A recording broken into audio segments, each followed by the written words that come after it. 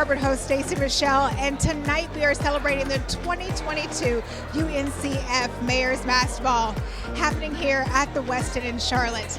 Tonight we are recognizing two Charlotte staples in the community, and we got to chat with a few of the honorees, supporters, and sponsors. Let's check out this amazing event. Tonight is the night. How are you feeling? I feel great. I mean, we've got great leadership here in Charlotte. We're very excited. The community has really put its arms around UNCF, as it always does. But this year, it seems like it's put even more of its arms around as we're all able to come here together in person. So we're very excited about this evening. You are being honored as a UNCF honoree tonight. How are you feeling? Well, I really feel good because of the cause. I've been a supporter of UNCF, so it's been well over 50 years. And when I served as mayor, we always had a yearly function to support this cause. I'm delighted to be honored, but I'm more delighted to see all these people here. What does UNCF mean today, now that you've experienced the organization for so many years? Well, it means a lot in terms of its contribution to the advancement of African Americans in this country. It trains so many of our professionals across the whole spectrum of areas, and it has continued to do that. What is great about UNCF is its continuity. Those colleges have existed from way back yonder, and they are thriving and doing even better. And I'm delighted to see that others are recognizing the value. How are you feeling as a sponsor and a co-chair tonight? Well, we're extremely excited. It's a great night. We at Bank of America, we've had a commitment to economic development and racial equity. We announced a $1.25 billion initiative several years ago, and this is just one example amongst many. $450 million has already been distributed by Bank of America to really ensure that we give people a true opportunity. As co-chairs, why is it important to support UNCF? Well, the difference of being able to go to college and not is huge in our society. And so an organization that's really focused on that, dedicated to that, we're in. I love it. Mind is a terrible thing to waste, but a wonderful thing to invest in. We are introducing this evening the Gantt McCall Scholarship Program. It's a $30,000.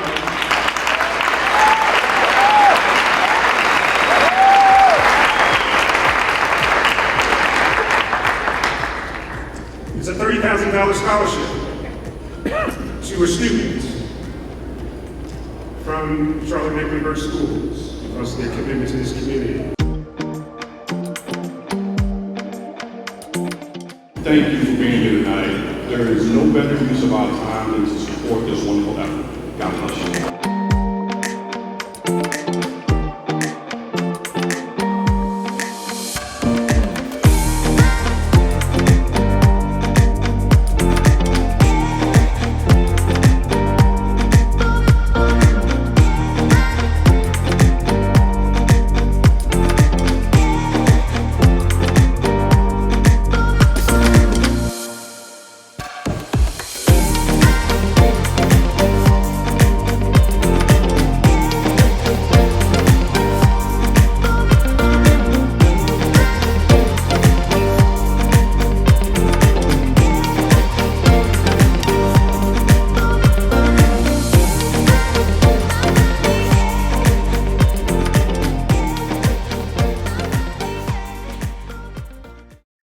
I'm delighted to give tribute to my friend and hometown native, Hugh McCall, who's made a huge difference everywhere he's gone, in Bennettsville, in Charlotte, and in our nation.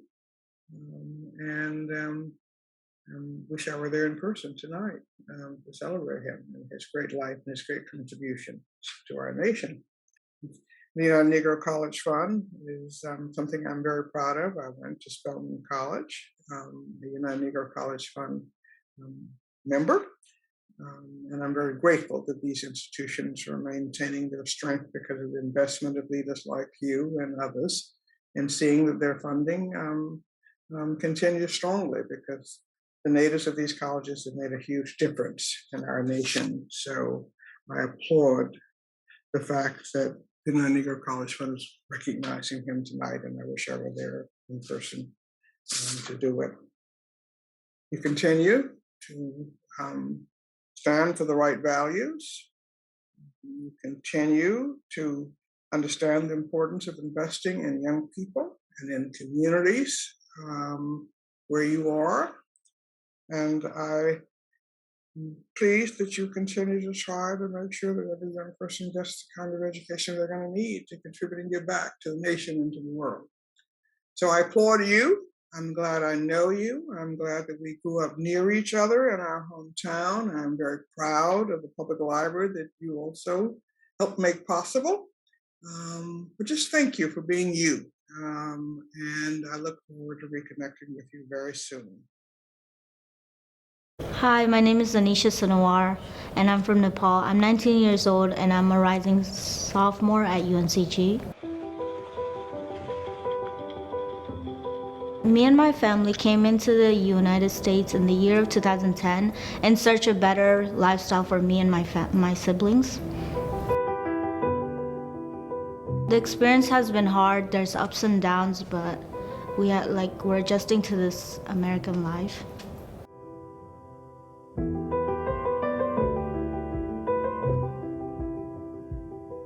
I met Mr. McCall through an article that was written about me about COVID in last year. The newsletter person had called me and was like, "Oh, Mr. McCall saw your story," and I still didn't know who Mr. McCall was. And she had explained me thoroughly who he was and how he wanted to help me to pursue my education.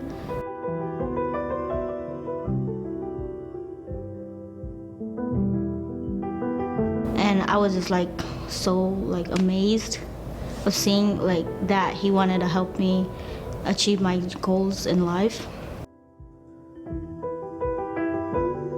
I got to meet him once in our school, behind our school baseball field. We had a conversation with him about how we came about here, and he wanted to hear more. He was touched of the story that was written about me. My goal is to get a bachelor's in nursing, a degree in bachelor's nursing, and pursue everything I can for me and my mom. I literally owe my life to him. He has helped me achieve something that always felt like a dream. So I really wanted to thank him for everything that he has done in my life and many more other people. Thank you, Mr. McCall.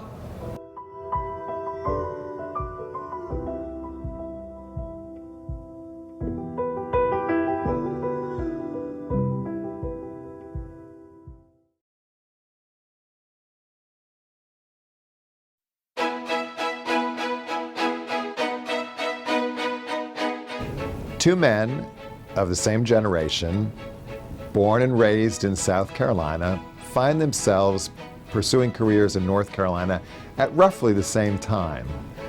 Well, Charlotte became adopted homes for both, and their iconic leadership would catapult our city to the economic and cultural epicenter of two states.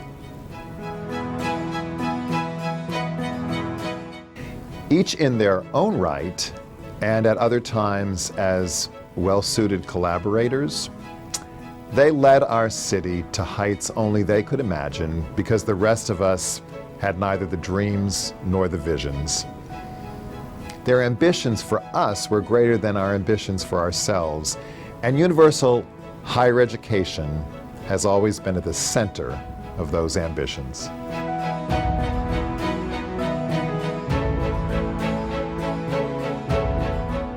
Having said that, it is really important to recognize Jane and Cindy as collaborators in all this success. You have heard the expression that behind every great man, there is a great woman. Well, truth be told, in front of every great woman, there is some guy picking up an award. And tonight, well, Harvey, Hugh, you are just those guys.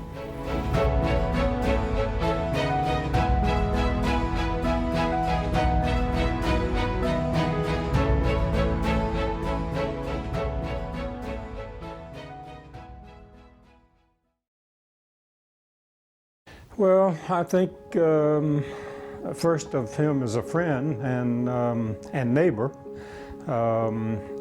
But when it started, it was more a political friendship that goes back to his first time running for city council, and has come forward all the way through the 1990 U.S. Senate campaign against Jesse Helms. And then the equation kind of flipped, where I became the politician and he became the support person.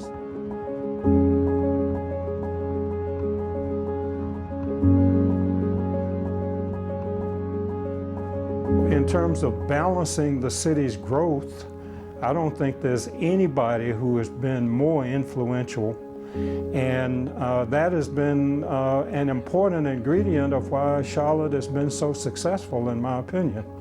So I just think he's been a superstar on that criteria.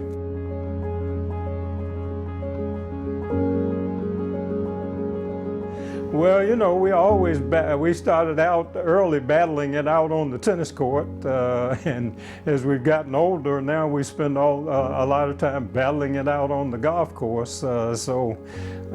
Except for keeping his counting straight on both the tennis court and the golf course, he's been a major resource for me personally, and our families and wives and children have been just like brothers and sisters and sisters and brothers. I mean, that's the way it's kind of been.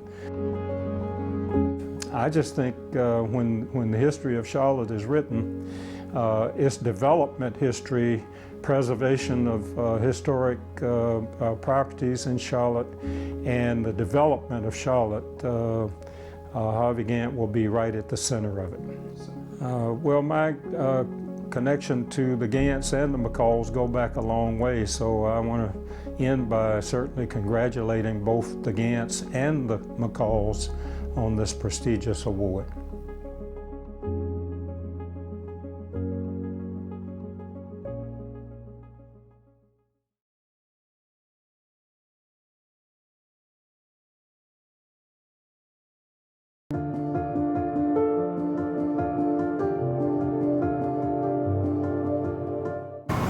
Well, Harvey and I are two examples of what a good education does for you. And we might argue also say that we're good examples of outmarrying ourselves. But anyway, it's very important to get an education if one can. And I've learned a lot since I've lived a long time. And a lot of things I used to think I was wrong about.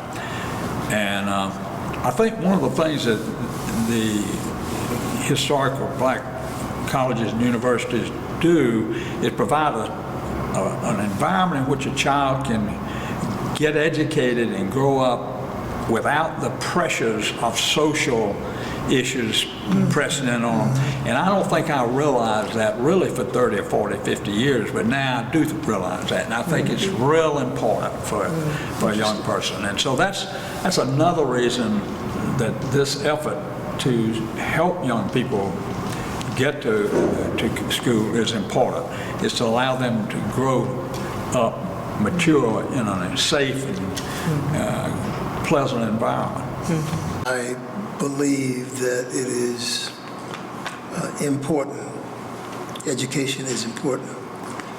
We used to get fed this thing of doing well in school. We had to report to our mom and dad every evening, and they kept drumming into our heads the fact that unless you go to school, you can't be the preacher, the doctor, the lawyer, any of those kinds of things. The best you're going to be able to do is to do some manual work, and that's not going to get you far ahead. So we got fed education as if it was like we got our mother's milk when we were babies.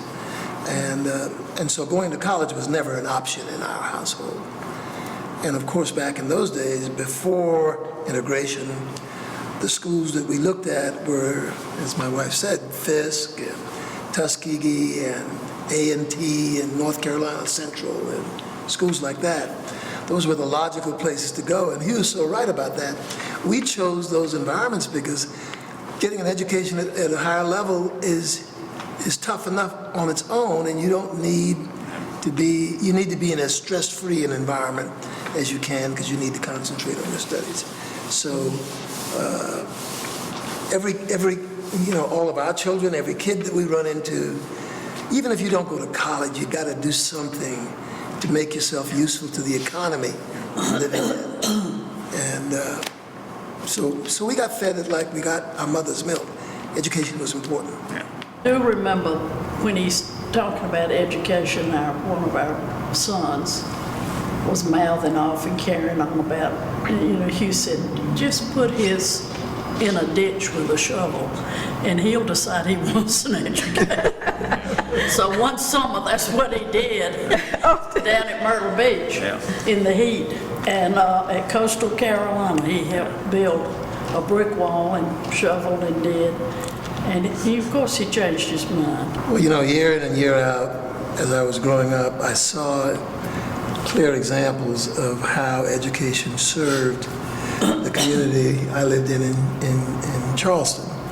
I always tell people we grew up in a salt-of-the-earth working class neighborhood, and most of the people around us aspired to this American dream.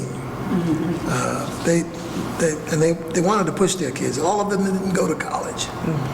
But when I think back on it, a high percentage of them did go and went to HBCUs.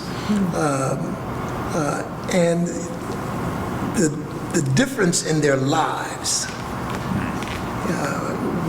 there are all kinds of elements that cause one to be successful.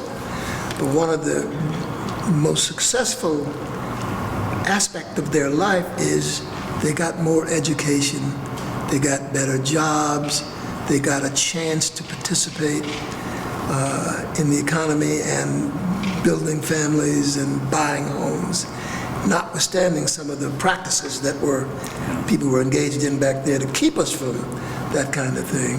It was education, and education in many cases back then at HBCUs that caused a middle class to form in the black community.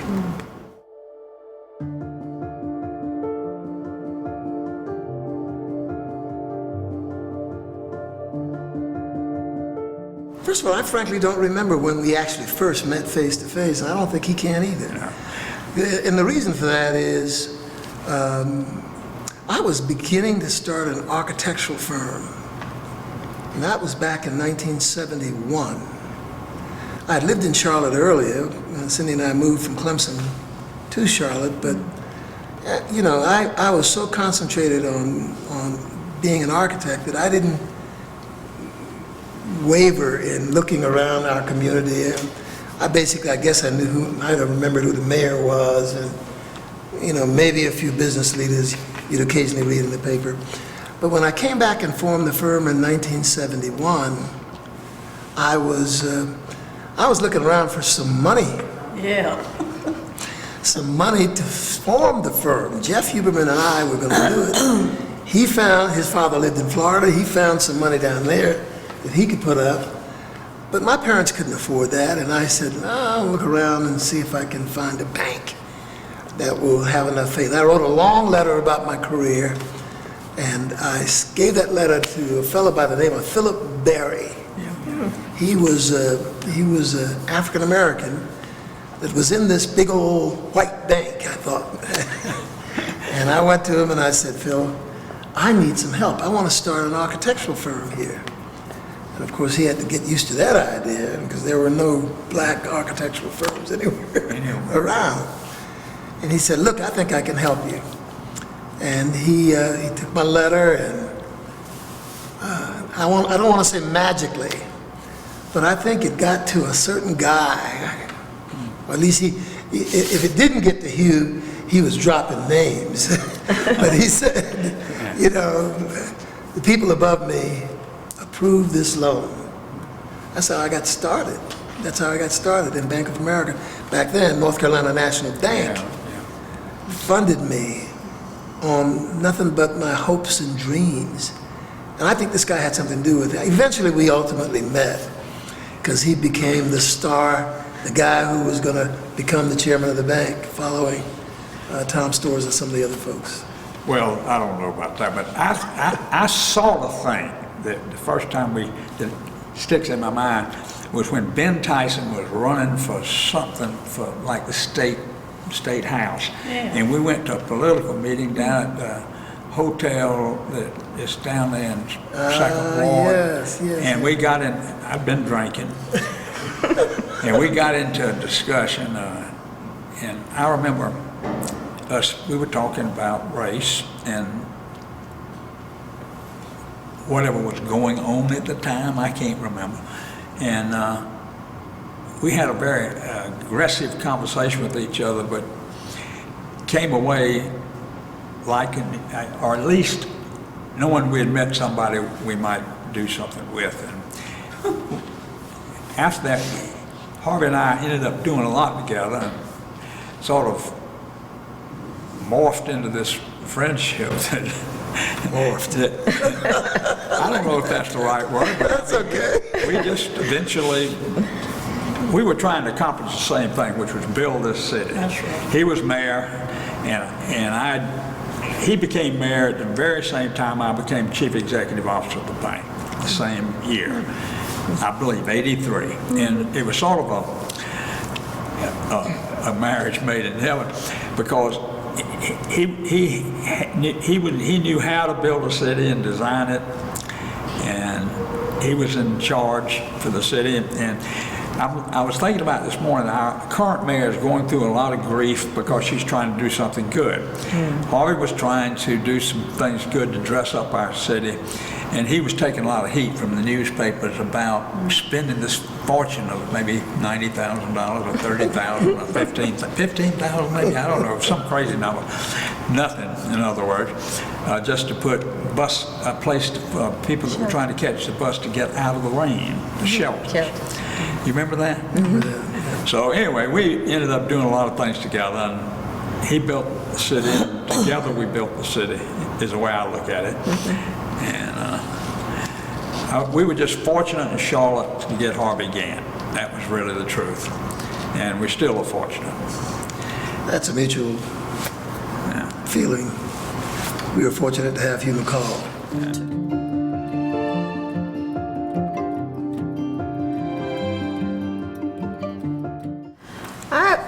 I was sitting here and I agree with both you and Harvey on the things that I would be passionate about the city, but I'm also passionate about education and the young people and the hate that's going around. It just seems like that's really where we sort of have to go back to. And it's kind of interesting to me when we want to do improvements in the city. It's not, and I'm not knocking a lot of the things that have come, because I know they supply jobs for people. But when it comes to education, we really won't dig in to see what we need and have a embracing community about it. I think we end up sort of moving on to the next thing, and the problem stays there, and I think it just is compounding itself, really. Well, right this minute, I'm passionate about trying to stay alive. I'm 83 years old. My husband's 86. We're puttering around doing pretty well. Yes, sure. Yeah. I'm more into my family, my children, my grandchildren. That's basically what I've done. But I've done, in the last 5 or 6 years, maybe 8, lots of community involvement, raising money. So I'm not just sitting at home, watching TV.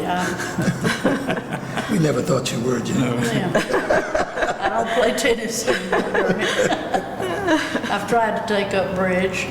I'm not real good, but I enjoy the people, so I try to be real cute and attractive so they'll keep asking me back. So that's about it.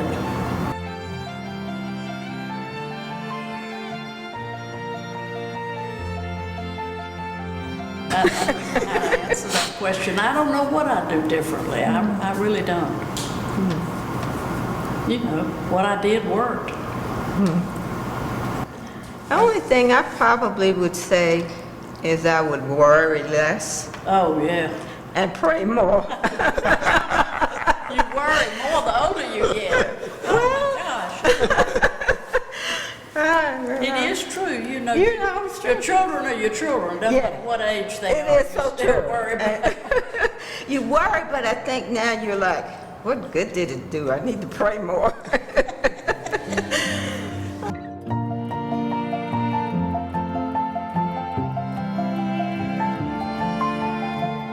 I grew up in a small country town and truthfully thought I'd come home and run the family businesses. We had a bank and we went into cotton business. It never occurred to me I'd actually have to work for somebody. And so no, I never dreamed of it. I think the thing that I'm the proudest of is what I've done here in the city. And I don't think there's any doubt that things that Harvey and I have done together and made happen together is what I feel the proudest about. Is the things that we've done here in the city. And you know, I hope I live long enough to do some other good things. But the business success was good, and I really enjoyed it while it was going on. But that really is yesterday's story. That's a really good segue to what I wanted to say. A lot of what you might think that I'd be proud of, they were good things that occurred for me. But when you talk about what my accomplishments were, you know, first of all, one big accomplishment was marrying this woman, and the kids that we had and the grandchildren that we've now spawned, and seeing them move out and become citizens who try to contribute back to the community and reflect a lot of the values that we try to impart to them. And that's a big accomplishment. You might have expected me to say that there's some building that I designed and so forth and so on, or I could share with you this guy and myself walking down Tryon Street and saying, we are so much more than this. We can build a better place, and to have that morph into development of the center city, the development of the 4 wards around downtown area, make it get the kind of place that we envision the city ought to be. I can think about people who shared with me at the Democratic National Convention how wonderful it was to be in a city that a lot of people didn't know really a lot about. And being able to go from a hotel and walk to a restaurant and walk everywhere you wanted to walk, and, you know, that made my chest stick out. But those are all fine things that you do. But I think the most important accomplishment for me was the family that I was able to spawn, the difficulties that we overcame, made a difference. The firm that we formed, the architectural firm, having the guts to say we can make an integrated firm work in North Carolina in 1971, you know, and going forward. But those pale in comparison to the happiness that I feel, even to this day, about my family.